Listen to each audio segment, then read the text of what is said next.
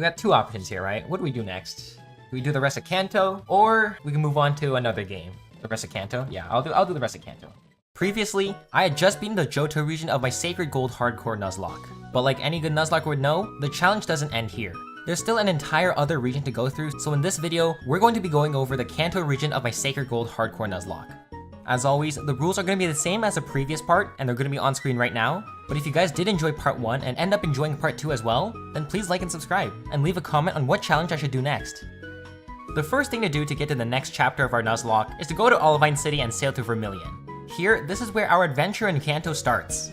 One thing about the Kanto region in Heart Gold Soul Silver is that it often seems unfinished and incomplete. It doesn't seem like Kanto had a lot of effort put into it. Kanto is part of the post-game of Heart Gold Soul Silver, and so it's often considered just extra content, and thus it gets skipped over by many players. Sacred Gold does its best to convert Kanto into an entire separate region, but the problem can still be seen. Even with an adjusted storyline, the second part of the game still feels rushed and accelerated. But I get it. Why put effort in if it's going to be skipped over by most players? At the very least, they did put in the effort to change up the entire encounter table.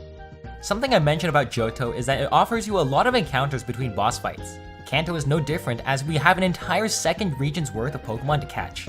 Even before the first Kanto gym leader, we got ourselves another 6 encounters, which is already plenty. One final thing about the Kanto region is that it kind of feels like a boss rush. Realistically, there actually isn't much going on in between gym leaders, except for literally catching encounters, so we're gonna go through these gym leaders one after the other. Remember what I said about not a lot of thought being put into Kanto? Well, the gym leaders are a dead giveaway. It seems like Brock just made a list of rock-type Pokemon that you don't really find in Johto, and just slapped it onto his team.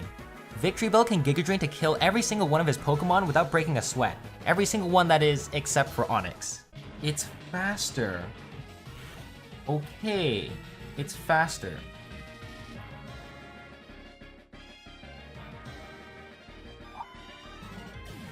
Now we have no grass types. Now we have no grass types. You know what, if that's the price I have to pay for barely even having to think to come up with a team for Brock, then I'll gladly accept that. Although what I did say about the grass type thing is true. I don't have any other grass type Pokemon in my box anymore. But thankfully, we still have an entire region's worth of Pokemon to get, so there's bound to be a grass type in there, right? Before we can make even an inch of progress, we again get ambushed by our rival in Mount Moon. He still thinks he's better than us, but at this point, we already have so many options to counter him. He leads off with a Honchkrow, so I lead off with an Aggron to use Stone Edge, which easily one-shots him. He then sends out his Kingdra, which sees Surf as a highest damaging role, so I swap in my own Kingdra to quad resist. He somehow outspeeds me next turn and hits me with a super effective Dragon Pulse, but thankfully Kingdras are equipped with a Habanberry to tank the hit. A Dragon Pulse hits the Kingdra to bring it down to red health, so I swap in Houndoom next turn on another Dragon Pulse and Sucker Punch the Kingdra to kill it. His Gengar has the potential to use an Aura Sphere and kill me, but a Sucker Punch also hits him, taking him out. Magmortar wants to go for a Focus Blast, which Lantern can take easily. I hit him with the Surf, bringing him down all the way to red health, and on the next turn, he swaps out Magmortar into Meganium. I swap into Charizard as Meganium goes for a Sword Stance, and a single Wide Lens boosted Fire Blast takes out the Meganium with a critical hit. He sends his Magmortar back out, seeing a potential Thunderbolt, so I swap in Lantern with Volt Switch to absorb the Thunderbolt, and Surf to take out the Magmortar. His Alakazam is the final problem, but thankfully, we have a super defensive Spiritomb with Sucker Punch, so after the Alakazam tries to go for an attack, a Sucker Punch takes him out, winning us against our rival. I guess if there's nothing to do between boss battles, I might as well cover the encounters. We get a Clefairy in Mount Moon, Goldeen in Cerulean City, a Machop on Route 5, a Hoppip on Route 25, a Curly on Route 24, and finally a Manectric on Route 10. This brings us to Misty, which the fight goes exactly how I planned. I bet you can bet that this is just a wash with Electrode, right? I mean, what are you guys expecting here? What are you guys expecting here? Politoed sets up Rain for us. Duh.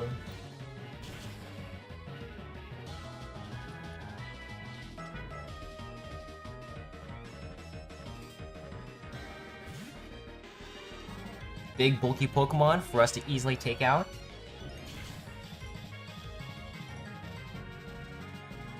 That's a little slow for my liking.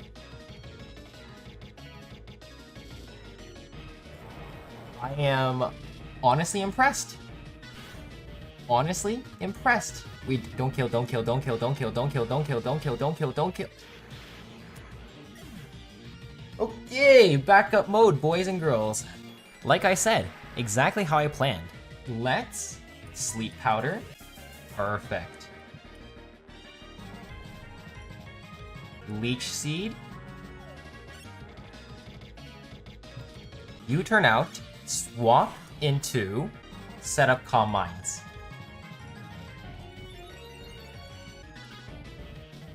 Still setting Calm Minds. Finally, I woke up. Okay. Will Hydro Pump take out the sub? Question mark. Let's go for one more. We still have this the Leech Seed up, so let's go for one more. Is it going to heal or is it going to attack? I think the best answer to consider both possibilities is just a substitute. Okay. Because in case it did heal, we would have gotten the substitute health back with the Leech Seed. Look at that. +4. Sub up. Healthy Gardevoir. From here, our +3 Gardevoir took out everything in his path. Lantern goes down with 1 Psychic, so too does the Vaporeon. Starmie does take 2 Psychics, but that's because it's a Psychic type itself, so it's resistant. And the final Golduck also goes down to a Psychic. This earns us a second badge of the Kanto region. You guys know the drill then, except we've already been to Vermilion, so there really is no encounter, so it's straight to the gym leader. Now, I don't want to say I'm a fucking god at this game, but I got both of the switches back to back on the first try. I don't care which one of you Nuzlockers think you're better than me out there, try to beat that. Now, just like the last 2 gym leaders, I spent maybe 5 seconds coming up with a plan, but this time it actually worked. You see, my Dugtrio is actually fast enough to outspeed their entire team with a naive nature, so equipped with a Soft Sand, Earthquake was just a 1-pump chump.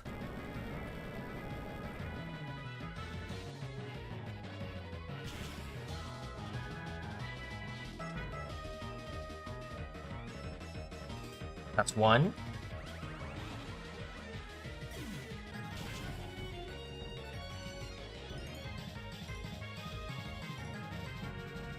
That's 2.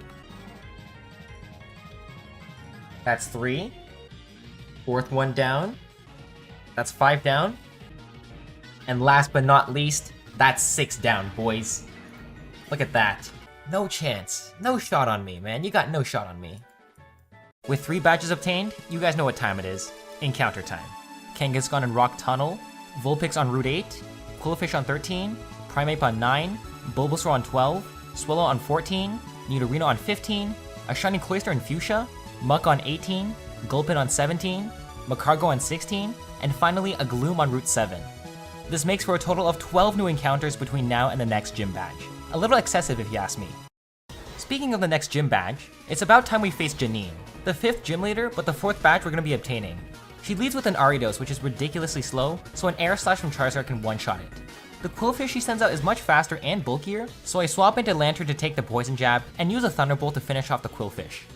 Her Drapion she sends out wants to hit a super effective Earthquake, so I swap into Gyarados who can use an Earthquake of its own and deal massive damage to the Drapion. We don't take it out with a single Earthquake, but it only hits me with a weakened Crunch, so a second Earthquake finishes it off. Weezings tend to have a lot of coverage moves, including Thunderbolt, which this one does have.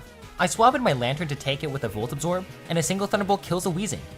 Venomoth has been changed to a Psychic Bug type in this game, so after swapping into Houndoom to take an incoming Psychic, a Flamethrower burns up the Venomoth.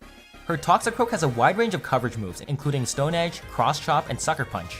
I swap into Gyarados to get off an Intimidate, then into Machamp to brute force some damage onto it with an Earthquake. Thankfully 1 is enough, so we're able to get our Fuchsia City Gym Badge. We've actually already reached Celadon once, so there are no new encounters, but we can buy a Pokemon by exchanging some coins. By grinding 1,500 coins, we can buy ourselves a Tyrogue from the Celadon Coin Exchange. For Erica, we literally have half a box of possible options. This fight literally cannot get any easier. Starting with a Grass type so we don't get Leech Seeded, and we're gonna Sludge Bomb. Okay, really hoping that they went for the Sunny Day there, but that's fine. We have Drought on Ninetales anyway, so it really should be fine.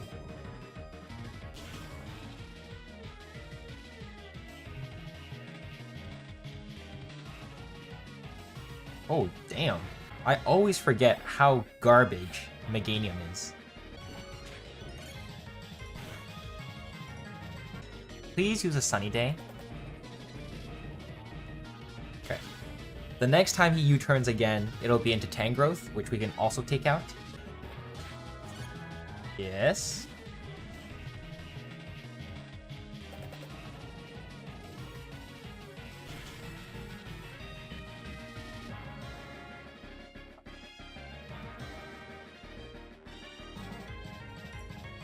Cool. What goes out first, Blossom or Victory Bell? Probably Blossom. Let's predict the Victory Bell. Yes! I'm actually a genius.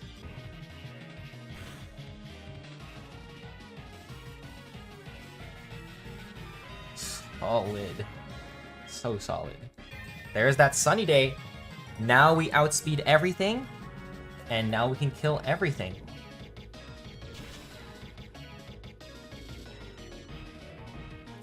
Never would I have thought this would be a Venusaur sweep. So easy. So easy.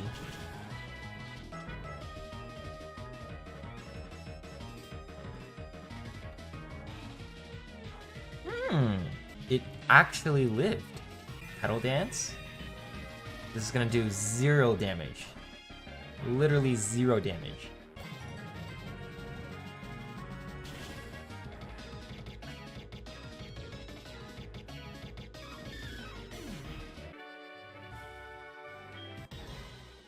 If you're looking at Sabrina's team right now and you're thinking, wow, that's a weak team, don't be mistaken. Alright, don't be mistaken. Glade, physically weak, so we're gonna Brave Bird to kill. And then depending on what it sends in, we have exactly 1 counter. 2 counters for each of them. This team prep took me maybe 5 minutes, max. Mr. Mime, the counter is, we're gonna U-turn first. We're gonna take the Psychic, because that's what it sees into the Crobat, and then we're gonna Sucker Punch.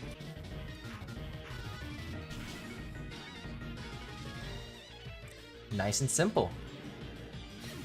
Medicham. Okay, so now this wants to see a high jump kick. Perfect. This misses. Shadow Punch. Could absolutely just kill. Nice and easy. Nice and easy. Hypno is next. Probably wants to go for a Grass Knot. Shadow Sneak.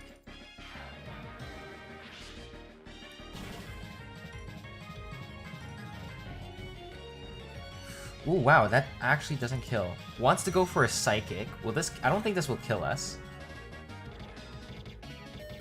It has the potential to Baton Pass, but if it wants to Psychic us, we can go back into Mightyena and Sucker Punch to kill. Nice and easy. This should hopefully bait out Alakazam with the Focus Blast.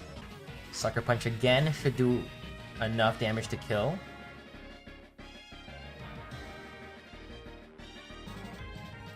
Perfect. Last is Wobbuffet.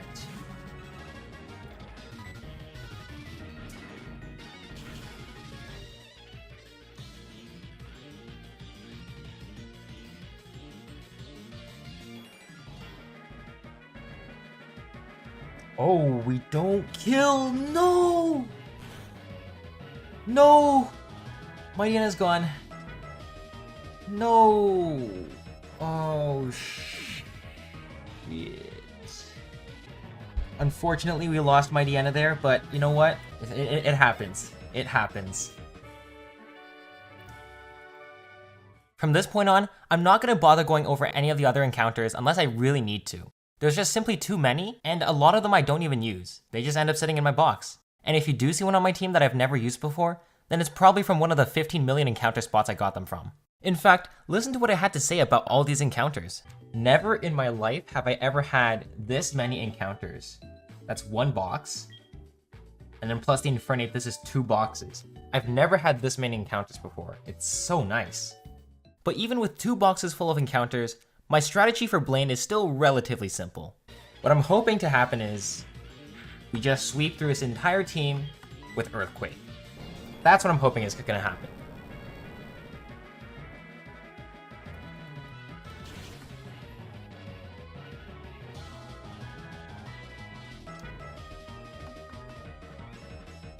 That's 1. That's 2. Hammer-Up's 3. Magmorta goes down. 5th is Macargo. 5th is Macargo. Ooh, Intimidate. Right. Okay. We might have to switch here then. I forgot to give items. That's perfect, isn't it?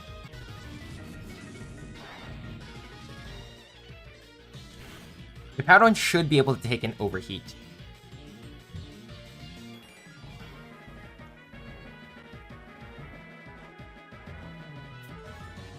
That is quite interesting. We'll go here to take the overheat, and then we'll swap back in Dugtrio without the Intimidate drop, and then we'll just kill it like that. So now it sees a Thunder Fang as super effective. Oh shit. Oh shit. Oh shit. We live, right? Live. Nope. Not even close. Not even close.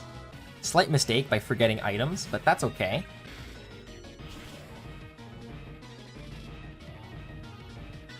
Alright.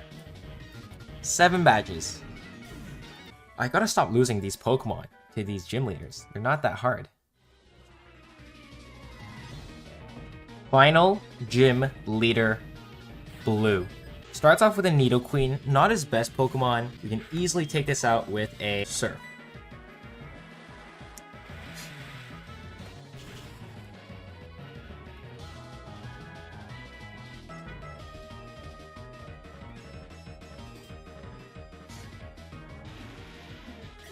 Tyranitar already, so he really wants to go for that crunch here. Hitmontop gets the Intimidate off, which is really nice. Crunch is fine. This is a resisted move. We're pretty high on defense.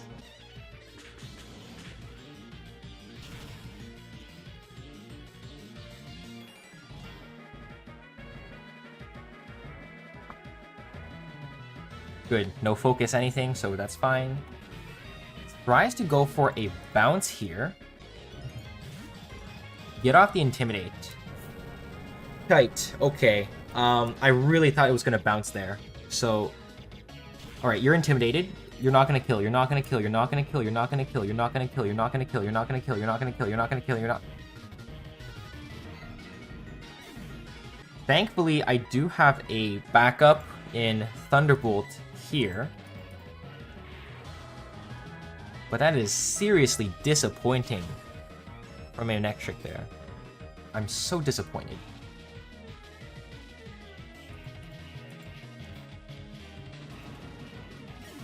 Executor wants to go for a Leaf Storm, I presume. Scizor here is Quad Resist, should take it nicely.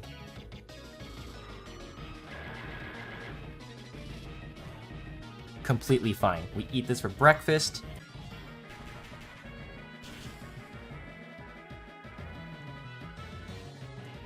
4 times super effective, Executor goes down.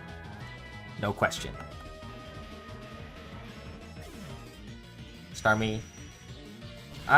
Yeah, this is gonna kill. Nice. Last is a Rhyperior, which does have the boost from the sand, so we're gonna have to do it with either Scizor or Hitmontop. Okay, let's hit that CC, and let's really hope we kill.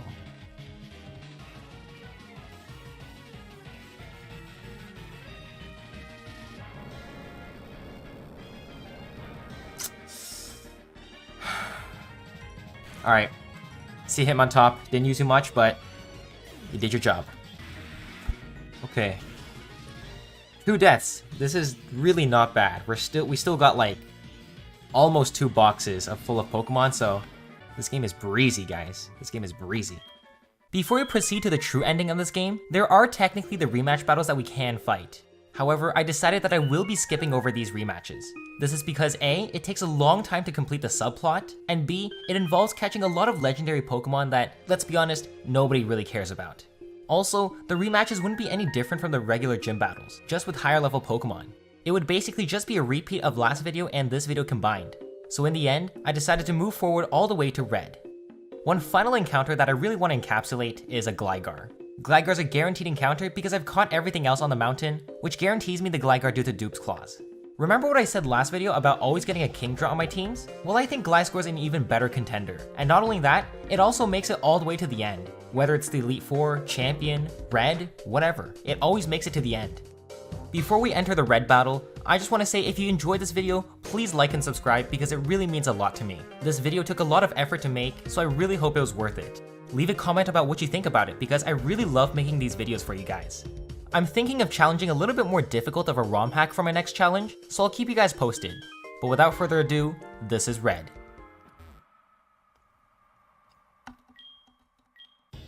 Alright, ladies and gentlemen, this is it. The final battle of Pokemon Sacred Gold Hardcore Nuzlocke. We're up against Red, and he starts with his Pikachu. Now, luckily we did get a Gliscor that has massive speed and 12 attack IV. But that is enough for Earthquake to take out this Pikachu. We just outspeed, and we can take out this Pikachu. Its defenses are paper, but all we need is to attack. Perfect. I chose an extremely aggressive team here, so we will be swapping and killing. Okay, Blastoise loves the blizzard here, right? It's hailing on the mountain, so he loves that blizzard. We are going to go into Luxray, which is at this moment my best electric type because all of my other ones died. There's that blizzard. Blizzard should not kill. It should not kill. There's a 1 in 16 crit chance that it does kill, but we have Lumberry for freeze, and Volt Tackle hits. This should kill the Blastoise.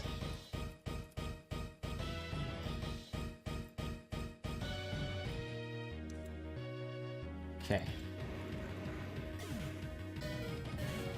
Venusaur wants to go for the Earthquake. We are just gonna do as much damage and die.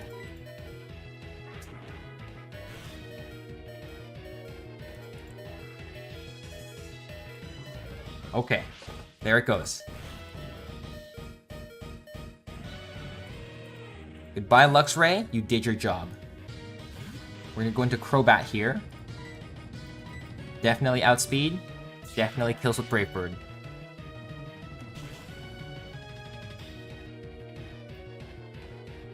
Nice and breezy. This should bait out the Espeon, though it might bait out the Snorlax.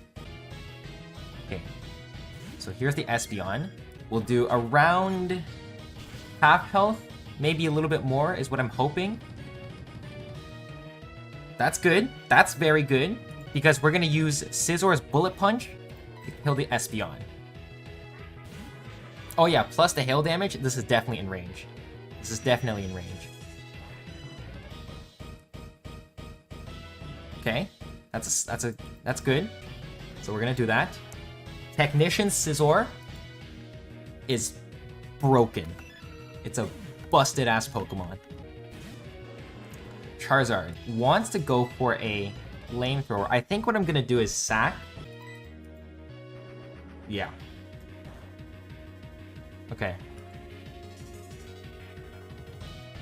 I'll take that crit. Scizor, my man, you have been, if there was a contender for MVP, you would be up there. Scizor has been so good to us. Thank you for your job. Strength. Rock type strength. 4 times super effective. Half health Charizard. No way this lives. Booyah. Yeah, and a crit. Snorlax. The big tanky boy. The one we forgot to get on Route 11. Hope we win.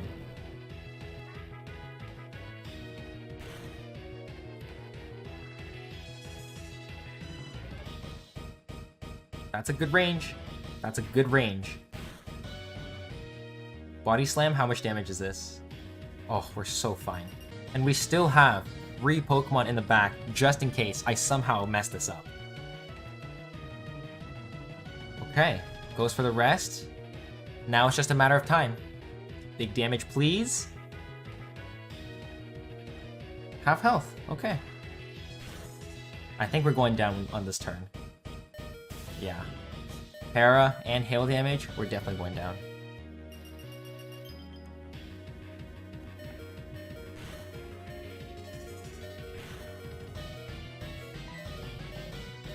We don't outspeed though, yeah.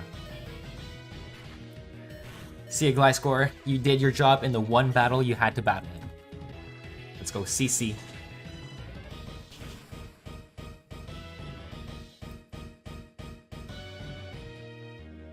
Come on. This is it, right?